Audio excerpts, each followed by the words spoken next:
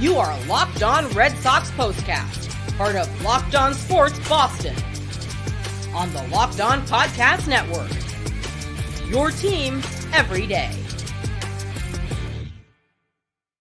Well, you can stop me if you've heard this before. Kutter Crawford gave up a couple more home runs. The Red Sox bats didn't do a whole heck of a lot to support Crawford while he was on the mound. The Sox fall on Sunday in the Bronx to the Yankees, and with that, the Yankees take 3 out of 4, and we've now got 2 weeks to go in Major League Baseball's regular season.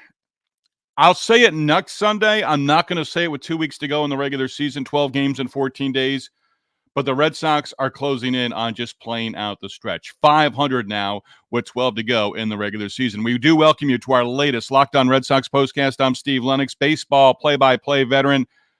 I painted the word picture in the minors and the big leagues with ESPN Radio, World Baseball Classic, College Baseball, Senior League World Series with the ESPN networks. Proud to say that Red Sox skipper Alex Cora was my broadcast partner back in 2016 in Bangor, Maine. We are providing reaction to every Red Sox game on the Locked On Boston YouTube channel, as well as the Locked On Red Sox podcast feed, which you know is free and available wherever you get your podcasts. On our latest Locked On Red Sox postcast, we're going to discuss the Red Sox dropping 3 of 4 in the Bronx. Had their opportunities. They teased us, including in the ninth inning, had the go-ahead run or the tying run at the plate, but could not score.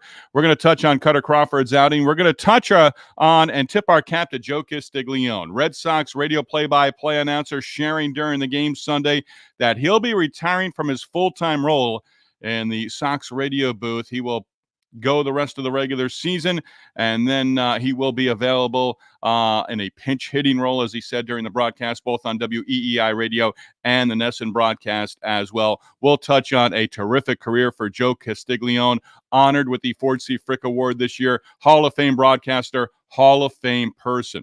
Our latest episode of the Locked On Red Sox postcast is brought to you by Prize Picks. Go to prizepicks.com/LockedOnMLB. Use code MLB, all lowercase, Locked On MLB, to win $50 instantly when you play just $5. We do want to hear from you, our everydayers and our first-timers. Join the conversation watching live on the Locked On Sports Boston YouTube channel. Hit the comment button. Join the Sox conversation. We're looking to the future almost at this point in time. You can also hit me up on the X at Lennox on Baseball with questions, comments, or concerns. So the Red Sox, Kutter Crawford gives up 2 home runs. Red Sox down 2-0. Tyler O'Neill, a home run to make it a 4-2 ball game. Sox had their opportunities. Biggest one coming in the ninth inning. Clay Holmes is done. Aaron Boone did not bring him out for the ninth inning. A hit batter, a strikeout, a walk. 2 on. Duran coming to the plate against Tommy Kahnle. And Duran, for the second time in the game, you know it's not your day when Jarren Duran hits into a double play. Hit into one earlier in the game. 112 off the bat after Rafaela led off the 7th inning with a single. Duran hits into the game-ending double play in the top of the 9th inning. Just like that, blink of an eye, ball game over. Yankees pick up the victory and take 3 out of 4 in the series. So many storylines over the course of a game, over the course of a series, over the course of a week for a baseball team, over the course of a season. But we went yesterday with Brian Bayo throwing behind, Aaron Judge, Garrett Cole, first hitting Rafael Devers, then walking him intentionally. That was the talk Saturday, even into Sunday morning. And Alex Cora saying that his team was ramped up. And if we do, he wasn't saying that the team was going to make the postseason. But he said if we do, we'll have Garrett Cole and the Yankees to thank. Well, you think that Garrett Cole may have woken up a sleeping bear. Not really. Not the way the Red Sox came out on Sunday against Carlos Rodon, who pitched well again. Good luck to the Yankees, by the way, in the postseason. Jazz Chisholm could very well make a base running mistake or have a mental lapse or something. We know Alex Verdugo is capable of that. But where's your closer? Tim Hill's a great lefty, a situational guy, and he can get outs. But come on, the Yankees, where you're seeing them right now in the postseason, that's why, to me, again, it's frustrating, because if the Red Sox just got there, I've been clamoring about that for a long time. Just get to the postseason this year. Not optimistic at this point in time. I'm not saying playing out the stretch until next Sunday when the Twins series is over at Fenway Park. But realistically, that's what's happening here over the final 2 weeks. The Red Sox will have an off day in St. Pete, Tampa, Florida on Monday, then begin a 3-game series against the Rays. The Twins, the Tigers, both won on Sunday. The Twins open up a series against the Guardians on Monday. The Red Sox would need to win all 3 games in St. Pete against the Rays. They already have one series sweep at Tropicana Field this year. But they're going to need the Guardians to take care of business and really win all 4 against Minnesota. I got a better chance right now of getting along with my 15-year-old. And I don't say that in jest either. If you're with us on the Locked On Sports Boston YouTube channel, you want to throw a comment out there, voice your frustration, feel free. Andrew the GOAT. They're not a good team right now, but I thought about this last night. Andrew the GOAT, and I appreciate you checking in. Shooting Smoke, we hear from you in just a moment. I thought, okay, were you clamoring too much? Were you steadfast, almost to your fault, for me personally, of saying the Red Sox are a postseason team? Red Sox should be better than the Detroit Tigers. Red Sox should be better than the Minnesota Twins. They've had their opportunities. They've lost them. Talent-wise, Twins have had their injuries this year. The Red Sox have had their injuries this year. But 1 through 25, 1 through 26 on a roster, the Twins have more talent than the Red Sox. I'm not trying to take anything away from the Minnesota Twins. But come October, I still maintain. Now, if they don't get there, I don't have a leg to stand on. But I think the Red Sox really could have been a surprise in the postseason. And with the young talent that you have to get that experience, I think that would have been huge this year. Absolutely huge. Some of these young guys, postseason at bats, going into next year. Now you have Duran, Rafaela, Abreu, guys like that, guys you think you're going to have next year, no postseason experience. Then you're going to add all the talent from the minors. Who knows who's coming for next year, but really, at this point in time, they should all be knocking on the door. Every one of the young guys we've heard about, AA, AAA this year, all of them should be thinking, I'm coming to spring training to take your job. I'm coming to spring training to take the job and take it for a long time. I don't know if it was Merloni. I think it was Lou Merloni on X. Basically saying, you know what? The way this season is playing out for the Red Sox right now, nobody's job is safe next year. Devers, yes. Gabby Hurlbut has made the case on Locked On Red Sox podcast that you don't trade Jarren Duran. And I'll contradict myself by saying, hey, if there's an offer out there, Duran's possibility, his trade value is probably at an all-time high going into this offseason. Casas, in the right deal, move him. And that's where I contradict myself to say Duran's trade value is through the roof. Casas, his trade value right now is not all that good. But Tristan Casas in the 9th inning off the bench. It's one thing I'm getting tired of seeing is Tristan Casas striking out and going down looking. I don't know if he's the epitome of the present day hitter in Major League Baseball. It's been a long time since I've seen minor league baseball day in, day out. I know the approach in the minors is a lot different. Launch angle, hit the ball in the air, hit the ball to the ballpark. But this team, with its speed and the ability to move the line the way they did for a long stretch. Now, the stretch, when they were going well at the plate collectively 1 through 9, has now equaled this stretch that has gone on since really just after the Dodger-Rocky series, after the All-Star break. But right now, Devers and Ken Rosenthal, Athletic this week, said, you know what? Maybe Devers moves across the diamond at some point. He may during the course of his career. Maybe it's next year. Put him at first base. Give yourself a little bit more flexibility. But Casas, got off to a pretty good start after coming off the injured list with the bat. You thought, wow, this is going to be part of it. They're going to get going. He went, he went from hot to not real quick, and he has struggled mightily at the plate. And again, with Casas, I'm not trying to go down this road entirely. We're not going that far. But the quirks and all the things, you've got to produce at the major league level. He hasn't produced in weeks. A big home run in Houston. What have you done for me lately? And in the ninth inning, as a pinch hitter, well, I'm not really a pinch hitter. I'm an everyday guy. No, when you're called upon, talk about it all the time. Coming out of the bullpen, your job is to get outs by hook or by crook.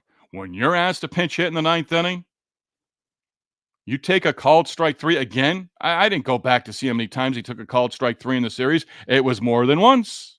It was more than twice. I think it might have been 3 or more times. Shooting smoke.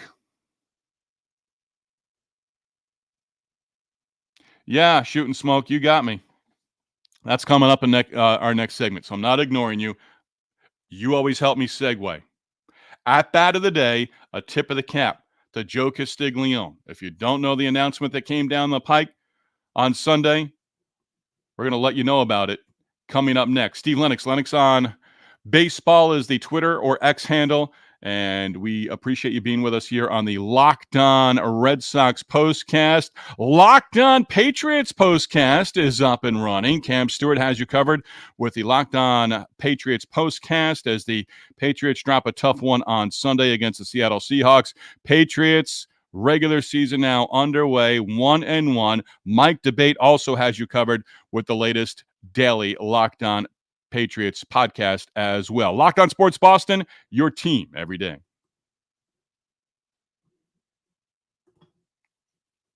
Locked On Red Sox postcast again. Locked On Sports Boston, your team every day. Hit us in the comment section on the Locked On Sports Boston YouTube channel, presented by FanDuel.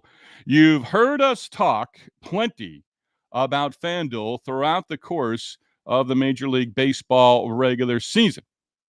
Well, FanDuel has something for you that's just a little bit different. Again, FanDuel, America's #1 sports book. Now through September 22nd, all FanDuel customers can bet $5 and get a 3-week free trial of NFL Sunday Ticket from YouTube and YouTube TV. Then with your YouTube TV base plan, you're going to be able to watch regular season Sunday afternoon out-of-market games. All you need is a Google account and a current form of payment, and you can cancel at any time. If that's not enough for you, again, check out FanDuel's Profit Boost in the app. And that is available for you right now. FanDuel helps you double your winnings for all the games Sunday. Profit Boost, live this past Thursday. You can view your account and learn more about your boost. Just visit FanDuel.com. Download America's #1 sports app. Rafi Devers was plus 165 to record an RBI. That did not happen. Tyler O'Neill was plus 390 to hit a home run. He did that. Jarren Duran was plus 1,000 to collect 3 hits today. I don't know if FanDuel had Jarren Duran and hitting into 2 double plays, including a game ender in the 9th inning. I'm not sure that was on the board. Romy Gonzalez in the lineup batting second Sunday, plus 1,400 to hit a home run. That did not happen. FanDuel future bets involving the Red Sox, plus 39,000 to win the World Series, plus 1,400 to win the #6 seed in the AL postseason. That did not happen. Again, we remind you, FanDuel.com. Go to FanDuel.com and download America's #1 sportsbook. So the Red Sox drop a tough one. I say a tough one because they had the tying run at the plate in the 9th inning. With the loss on Sunday, Red Sox back to 500 for the 3rd time in less than 2 weeks. At 500 now through their first 150, 12 to go. And at 500 for the 21st time this season. Remember, right around when we got started in June with our Locked On Red Sox postcast, every other day the Red Sox were back to 500. I may have said it then. Maybe the Red Sox are just a 500 team. I also said I believe that the Red Sox were a postseason team. The former looking like it's more viable than the latter. Red Sox have now lost 8 of their last 9 on the road. That's concerning. They dropped the series finale against their opposition for the 6th time now in the last 7 series.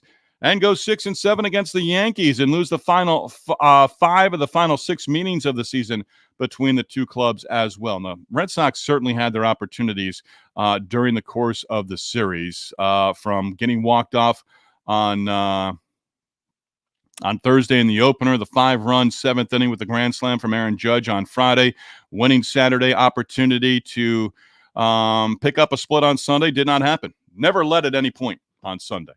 Hit the comment button here. What do we got? Shooting smoke, dropping it in there. That's where we're going to start segment number 2. I'm not patting myself on the back or trying to pump out my chest here, but I was sort of alerted early on in the game that Joe Castiglione was going to make an announcement in the middle innings of the game. So I had Nesson on the TV, and I put WEEI on my phone through the Sirius XM app, and I was listening to Will Fleming and Joe Castiglione. I listened to them throughout on Friday when Friday's game was on Apple TV. And again, I was alerted that Joe Castiglione was going to make his announcement. As I was listening in the 3rd inning, Will Fleming, they were basically alluding to Joe's career. I know a lot of big league announcers, and again, I'm not trying to boast about myself here. Joe Castiglione I've crossed paths with twice. Never really got to know him, but again, I've gotten to know very privileged to know other big league broadcasters. I know, I don't say Dave O'Brien is a friend, but I know Dave, and Dave has been terrific to me over the last couple of years. We both worked out of Bristol at ESPN, and Dave has been terrific to me. I've shared that before. But as Will Middlebrooks is sort of alluding to the announcement coming up in the 4th inning, and they didn't take a break from the bottom of the 3rd to the top of the 4th, and I already knew the news. And I'm glad I got the tip from a mutual friend, because I probably wouldn't have gone onto the EEI broadcast. And Joe did share his news. Now, Joe is going to continue as an ambassador with the Red Sox organization and shooting smoke. Sad to see another legend go. And Joe Castiglione, when it comes to the Red Sox, well-known, well-respected. 42 years in the Sox broadcast booth. I got a book right up there behind me. I put that one up there today, Joe C. When I worked in the minors, and I was in Wilmington, Delaware, we were a Royals affiliate for many years. Then we went to the Red Sox after they won the 2004 World Series. So in 2005, I think, is the first time that I met Joe Castiglione. But I really started listening to Red Sox game more and more. And I certainly knew Joe Castiglione. I had bought that book when I was in minor league baseball as a minor league broadcaster. And it's a terrific book. And Joe does it a little differently. He tells his story, but he also shared a lot of places. And they talked about it on both the radio broadcast with Will Fleming. They went out to dinner last night, both broadcast crews. Joe loves to be out on the road and see a lot of different things. To me, over the years, that's resonated with me because I've heard a lot of broadcasters, and I've been that guy myself. When you travel as a broadcaster, it's airport, hotel, stadium, arena, hotel, airport, back home. Joe Castiglione over the years has been able to go out and visit different towns. And the book is a lot. Now, I don't know if a lot of the places are still in existence, but Joe Castiglione this year honored as the Ford C. Frick Award winner. Hall of Fame broadcaster, Hall of Fame person. And when Joe sort of gave it back to Will, and I think they're a great broadcast crew, Will got choked up. And I understand that moment. I really do. And it just talked to me as the listener as the relationship that Will and Joe have. Joe has that with a lot of people. A lot of people who know Joe intimately are adamant that he's just a wonderful person. That's across the board 100% of the time. A lot of us wish we could be talked about like that, the way people talk about Joe Castiglione. And you know what? I close here. Absolutely 100% deserved for Joe Castiglione. So it could be bittersweet. 2 weeks from today is going to be a very emotional day in the Red Sox radio booth. Joe went from the radio side over to TV with Nesson, with Joe, with Dave O'Brien and Kevin Youkilis, and he shared the news there. But it did trickle out in that 4th inning. I think a lot of people who cover the Red Sox were surprised by it. It got out on social media almost instantly. I don't know if they were given a heads up. I wasn't given a heads up on purpose. I was just told via text through a mutual friend, hey, Joe's going to make the announcement in the fourth inning. Michael is joining us. Boston.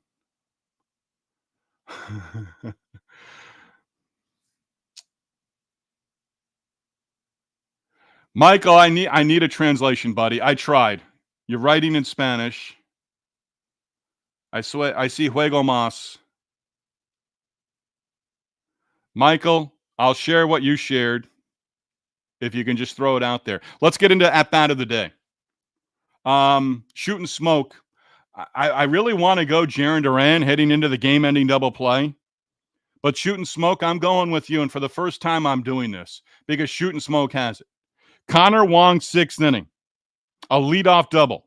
Yoshida grounds out, productive out, moves the runner to third with less than 2 outs. But in that situation, you want Yoshida knocking in that run. So Yoshida grounds out. That's one of my 3 at-bats of the day because Story strikes out on 3 pitches. That was the big out right there. Now there's 2 outs in the inning. Now you've got that runner at third base. Jansen struck out, inning over. Inning over right there. So shooting smoke, I agree with you. I'd like to go Jarren Duran in the 9th inning, heading into the game-ending double play. His second double play that he hit into for the game, that ended the game in the 9th inning against Canely and the Yankees. So suspect bullpen. Shooting smoke, I appreciate that. I'm going to go with that. So for the first time, I go 3 at-bats because the leadoff double, you're thinking right then and there, get that run in. Get a little closer. Didn't happen. 2 strikeouts. Runner at second.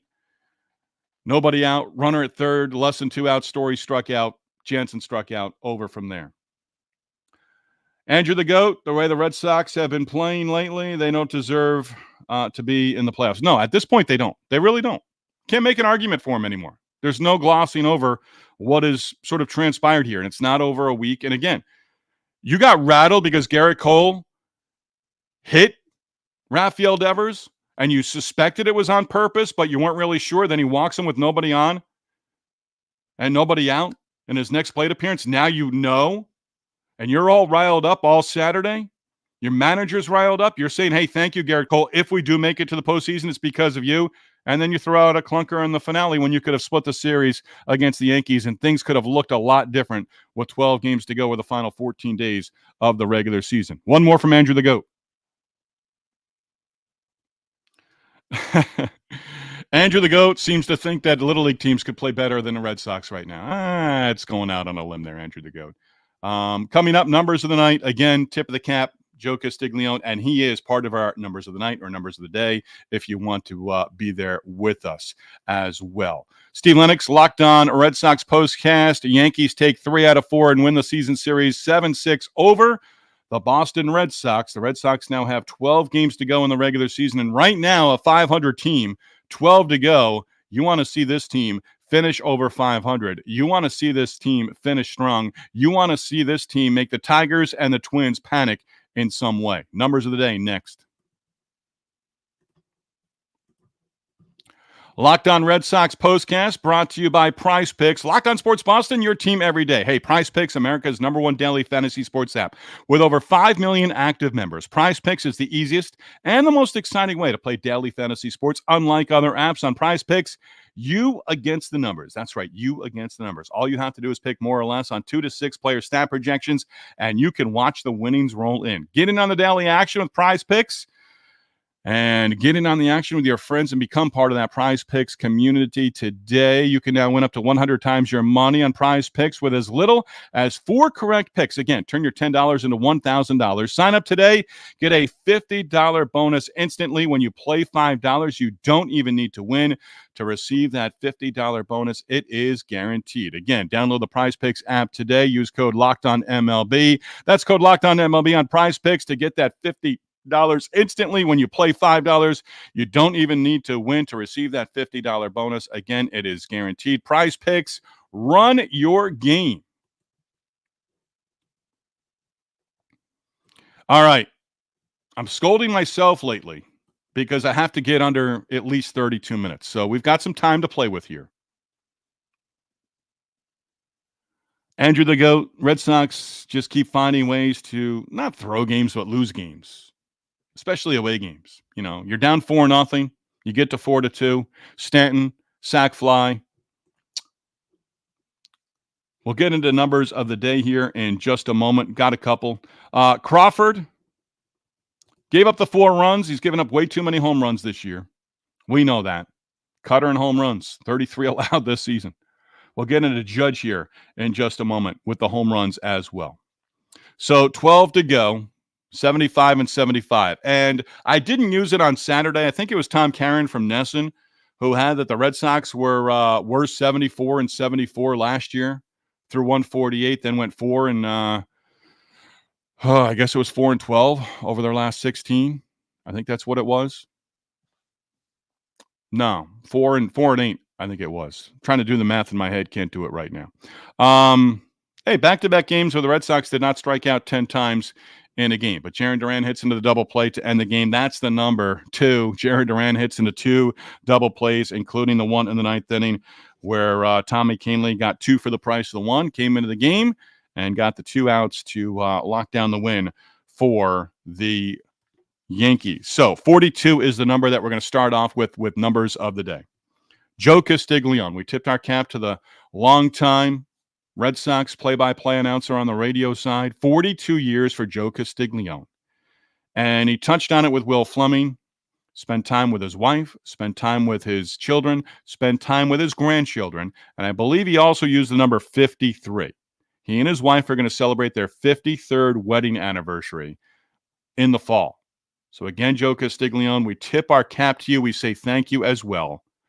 42 years in the booth, about to celebrate his 53rd year of marriage and wedding bliss. That is absolutely awesome. Brings a smile to my face. I didn't say this in segment number 2. Joe Castiglione is going to get an opportunity. He might be in the booth on occasion next year. Maybe not as much as we want, but certainly deserving, as he's almost 78, to have that time away from baseball. It's been his adult life. It's been his life with his wife as well. So deserving of living many, many, many more years with happiness with his friends and his family. But he did say he's going to be an ambassador. He's going to be a part of a lot of things with the Red Sox in 2025. Joe Castiglione grew up in Hamden, Connecticut, only about 10 miles from where I live. Same really hometown as my wife as well. So there's always been that Joe Castiglione, Connecticut shoreline, Hamden, Connecticut.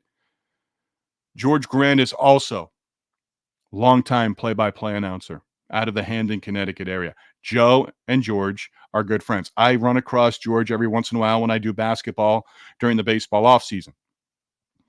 And George celebrates retirement the right way. That's the best I can say, and that's the best I can hope for, and that we can hope for Joe Castiglione. But 42 years full-time in the Red Sox radio booth. That's just outstanding. You know what? Forget the Kutter Crawford home run numbers. Not going to go there. But Aaron Judge did have a terrific season against Red Sox pitching. Judge, 5 home runs, 15 runs batted in 13 games during the season against the Red Sox. 5 home runs for Judge against the Guardians, 4 home runs against the Jays, and 5 home runs against the Red Sox, and 15 RBIs in 13 games this year. 2-run shot Sunday, grand slam on Friday as well. Those are the numbers of the day. So we're going to look ahead now because time's running out. Time's running out on our third segment of our Locked On Red Sox postcast. Time is running out on the Red Sox regular season. Jemai Webster did report on Nesson, and yes, I've made Nesson references throughout our 3 segments here on the Locked On Red Sox postcast, but Tanner Houck we may see in the series against the Rays. I'm not sure. It's if he pitches on Tuesday or Wednesday, is he going to get one more start next week in Toronto or against the Rays? If he pitches Wednesday, that would push him past the Twins series. You're getting to the point where you may as well just shut down Tanner Houck. Shoulder fatigue, soreness, not able to recover completely from his last start. Was supposed to start on Friday. Fitz went instead. Keep Fitz in that rotation. Just let him go, because if you're bringing Tanner Houck back on a short leash the rest of the way, when you're just playing out the stretch, and I'm not really saying playing out the stretch just yet, although I'm pretty much saying playing out the stretch. Next Sunday will be the interesting one. 2 weeks from today, the regular season wraps up at home against the Tampa Bay Rays. So 3 against the Rays, off day on Monday. You need help. You need a ton of help. Twins beat the Reds on Sunday. Tigers won over the Orioles. All of a sudden, the Tigers, if they somehow overtake the Minnesota Twins, they're going to be better over about a 2-month, maybe even to a 3-month stretch than both the Yankees and the Orioles. Because the Yankees and Orioles, if you go back 60, 70 games, they're under 500 clubs. So we have an off day on Monday, and we're back at it on Tuesday as the Red Sox have 12 games left in the regular season. First of 3 against the Rays at Tropicana Field on Tuesday. Again, Red Sox earlier this year sweeping a 3-game series against the Rays in St. Pete. First time they've done that in quite a while. As always, we do thank you for participating with us on the Locked On Sports Boston YouTube channel, joining us after a tough defeat in the Bronx against the Yankees. Yankees take 3 out of 4 in the series. Red Sox had a golden opportunity for a series sweep. Did not happen. Hitless. 0 for 9 with runners in scoring position. Duran heading into the game-ending double play in the top of the 9th inning. We do go live within minutes of the last out of every Red Sox game throughout the rest of the regular season right here on the Locked On Red Sox postcast. Locked On Sports Boston, number one place to hang out immediately after every game. Locked On Sports, your team, your Red Sox every day.